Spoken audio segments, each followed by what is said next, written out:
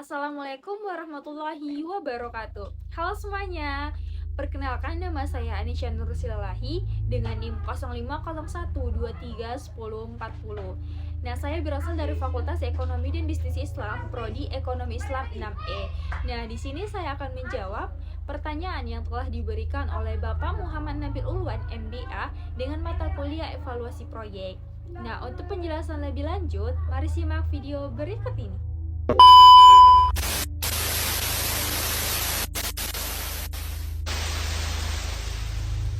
Evaluasi proyek adalah proses menilai apakah suatu proyek berjalan sesuai tujuan, tepat waktu, tepat biaya, dan menghasilkan manfaat yang diharapkan.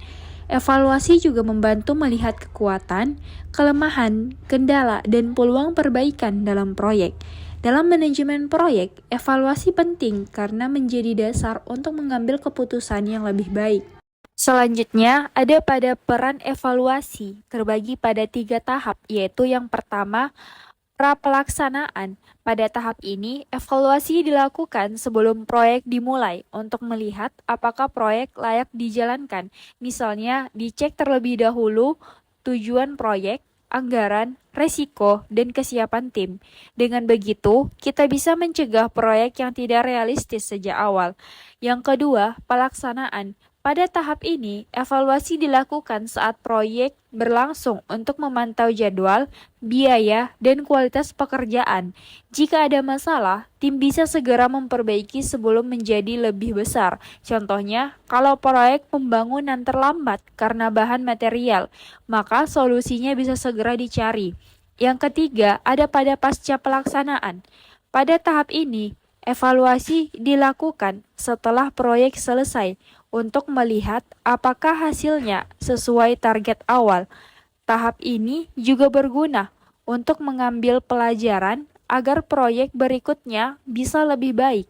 Misalnya, setelah pelatihan selesai, dievaluasi apakah peserta benar-benar mendapat manfaat dari program tersebut. Selanjutnya, ada beberapa faktor yang sering menyebabkan proyek itu gagal, yaitu tujuan proyek yang tidak jelas, perencanaan yang kurang matang, anggaran yang tidak cukup, jadwal yang tidak realistis, komunikasi tim yang buruk, resiko yang tidak diantisipasi, perubahan kebutuhan saat proyek berjalan, serta kurangnya pengawasan dan evaluasi.